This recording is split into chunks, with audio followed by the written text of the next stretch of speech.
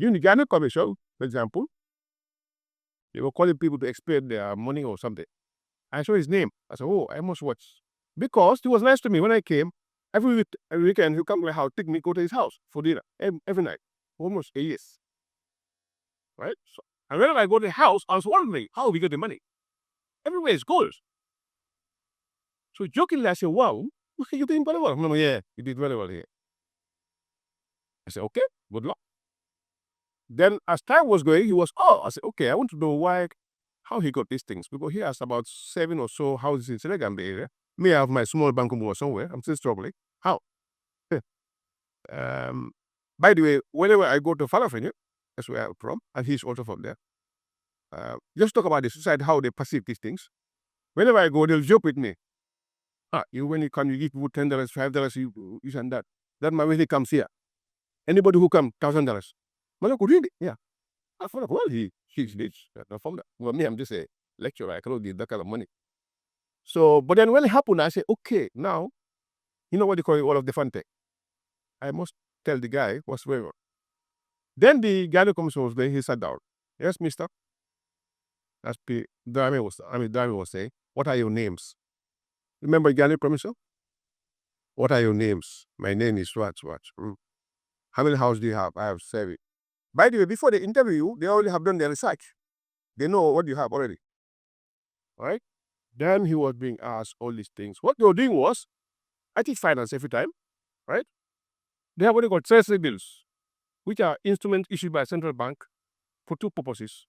One is to do locking up when there's excess liquidity around, issue treasury bills to reduce the money supply and therefore reduce inflation. That's one purpose. Another one was government uses it to raise money. What they do is, at the Social Security is the most liquid institution in the Gambia. Anybody working in the government, your money goes. If it's us, poor lecturers, our money is going there. When you retire, they give it to you. Now let's liquid is there.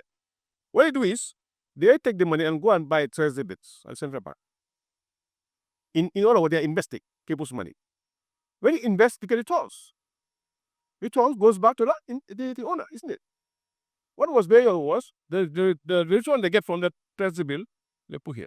They put back the principal. But therefore, you can build 7 houses. Me, I'm sitting on my small bank or somewhere. So these are some of the examples of those things. Of course, when I go with him to Falafel, people will celebrate him. And he's done good. But what they used to tease at me, this is not a doctor that when you see him, how much you got? Well, I know, but that's his luck. Yeah, I'm just happy with what I have. So these are just examples of those kinds of things that happen, and we bust aside and think that it's normal. It's not normal. Corruption is everybody's business. In fact, me and somebody were writing a paper. We're looking at the causes of corruption in the Gambia. Inflation. We don't want to go through the normal arguments. Demand-led, supply-led, those are boring. We know. We try to look at the Gambian context, what is causing it. And we are trying to link it to corruption. And give an example. You say, well, if you're going to import some goods from outside at the port, you pay a bribe to clear your goods. Yeah? The businessman is smart. The more he pays bribe, then he comes out there, he asks for the price of the board. Because corruption is high, inflation is high also. So in our argument, we are saying that there's a strong correlation between the two. Between corruption and inflation. The more they pay bribe, the more price will go up. So how do you bring that price down? Let's reduce corruption. We have to work on that. Trying to look at this. Just to go cool. Look at other institutions in the Gambia, particularly these government institutions, and see where have you ever seen them advertise a position. Maybe you tell GPA. Have you ever seen a newspaper advertising a job? Gambia Civil Aviation, Gambia DIA, GRA Waterfall. Have you ever seen advertising a post? I was thinking about that. Why they never advertise? We pull a very. I said, well, also advice for my students. I always see them there. I just teach them, like, how do you get? I'm not going to worry yet. How do you get into this place? I want to apply. No, we don't see here. But they're going in. For me, that just suggests that there's some person going on in the way they recruit the staff, in the way they get their staff with their takes, right? So these are just some examples. Most of my topic was that I look at some examples of these things, live examples of what happened in kind of corrupt. Where I said these are your systemic problems, and every day I see every day. So one of my friends said either you join them, then you'll be all right. No, I don't want to join them. Then you won't make well. Don't do well. Well, that may what they say. Well, how they judge people is, I told them that the way I judge success and how you define it is different. But when I came back, all my classmates are doing well in terms of the definition. Meaning 10 houses here, 20 that, 10 that. I come with papers, so many papers. Oh, for me, I've achieved what I went to do. But they said no. The way we define it here is you have to have 4 wives, 10 houses, so and so, and that's how it works. But those things, of course, fine. You can get those things, good. Those are material things you get. But at the same time, if you get it the right way, fine. But most of the time, 90% of the time, those things are not the right way. You saw it. That makes small. We know each other. Yeah, we know each other. It's justice. Serekunda, Banjo, Serekunda, Abitama, they are all the same. So we know. So when, as the board man told me, if you shoot 2 people standing, one is taller than the other one, the one taller is standing for something. In other words, there are 2 people, one is eating a lot, the other one is not eating. The one eating a lot, okay, illegally, he's doing very well. I'm not saying those succeed are illegal. No, there are people who succeed, they do very well. Yeah, they are. So you can, I see them a lot.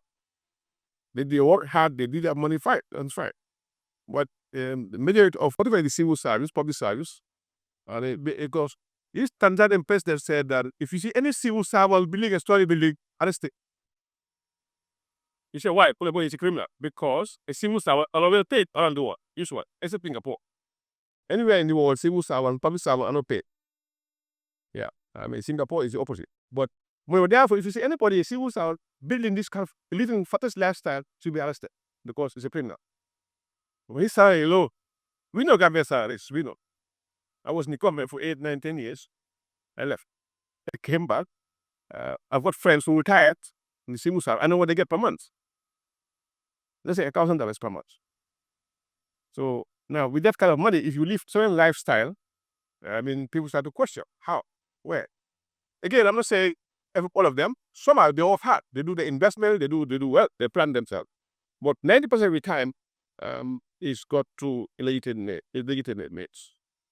Just to conclude, I say the cause is everybody is this because somehow it will come and affect me also in terms of prices which we are working on. We say arguing that the more corruption you have, higher inflation. Right? Because those people giving you a price, these are business people, they're smart. They're going to add the price. And so those are some of the logical things I'm trying to work on these days. You see that because corruption is just a key factor. And in fact, if you look at the amount of foreign direct investment of them in developing countries, every day people flowing to other countries avoid countries that high corruption. We're going to eat into their profits. Why is Singapore attracted the highest number of FDI around the world? It's a small, tiny island country. I was in Malaysia, it's not far, so I used to go there regularly. But there are almost zero corruption, almost zero. As he showed there, I saw that clip, I know the clip he was showing here. They start from the top. And therefore, it's almost zero. You can leave your things here for 10 years, you can't find there. Or if they find it, you take it to a place called, they call lost and found. Let's say I find my phone or somewhere, somebody's phone. I'm obliged to take it to the office, lost and found office. They build that quality in people. That's not yours, take it there. Again, that's a lesson for us. How do we solve our issues? For me, I think the current generation is out of the question. Maybe our grandkids, maybe. If we train them very well, maybe they will change their mind. I'll give just a conclude talk. I'll give a simple example of that, how we use the younger generation for solving some of the social issues. But I was doing my master's, I had 2 girls, 2 daughters, and we lived in Japan, and they used to go to local schools, right? And one time I used to buy this. I don't like Japanese food. It's very boring. They don't put jumbo, this thing, just ordinary things. That's why they live long. So somehow I don't like it. But they like, because they were born there. When I'm coming home, I buy this Western food, KFC, fried chicken, big involved. But the girls do not eat it. And I ask them, why will you eat the food I'm bringing? Teachers say we don't eat foreign food. I said, why? Because the money is going out. Huh? Look, you know about captain fly oil. No, yeah, everything. So next morning I will go to school, I ask the teacher, but we're trying to teach them to be nationalistic at this stage. By the time they're 25, they love their country. So maybe that's one solution to our this corruption problem. We start with the younger generation. Hopefully, they can have that thing, as Ms. Juf was saying, ethical behavior into their heads, and hopefully this issue can be solved. You can eradicate corruption. You can minimize it. Hopefully, with that kind of strategy, over time, we can minimize corruption in the Gambia and realize our long-term economic prosperity. Thank you. So